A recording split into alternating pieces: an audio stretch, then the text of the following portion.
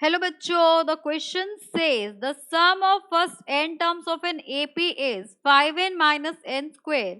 The nth term of an AP is 5 minus 2n, 6 minus 2n, 2n minus 5 and 2n minus 6.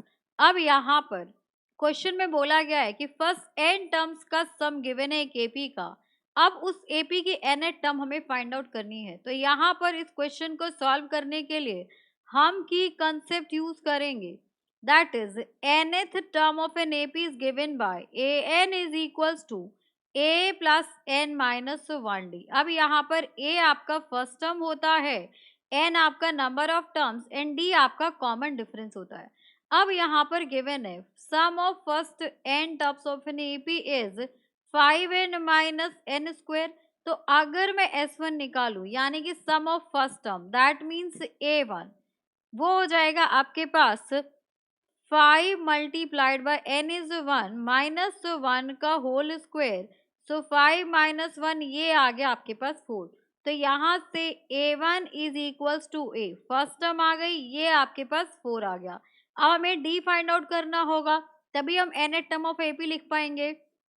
अब अगर मैं S2 की बात करूं तो S2 क्या होगा आपके पास, sum of first term plus sum of second term that will be equals to 5 n हो जाएगा आपके पास 2 माइनस 2 का होल स्क्वायर.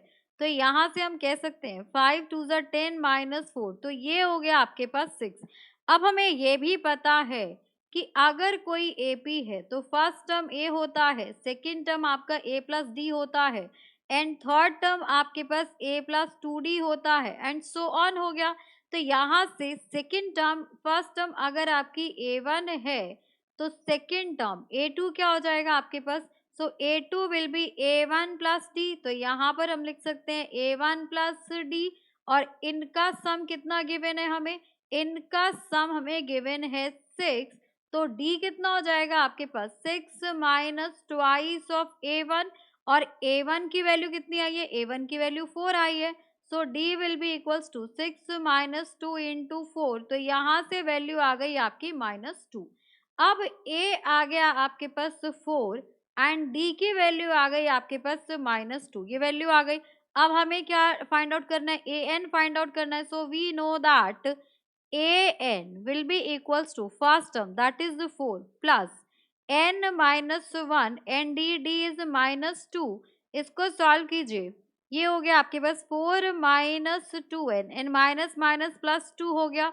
तो यहाँ से हम कह सकते हैं an will be 6 minus 2n. तो अब हम ऑप्शंस में चेक करेंगे कि कौन सा ऑप्शन आपको देगा 6n minus 2n, that is option number 2.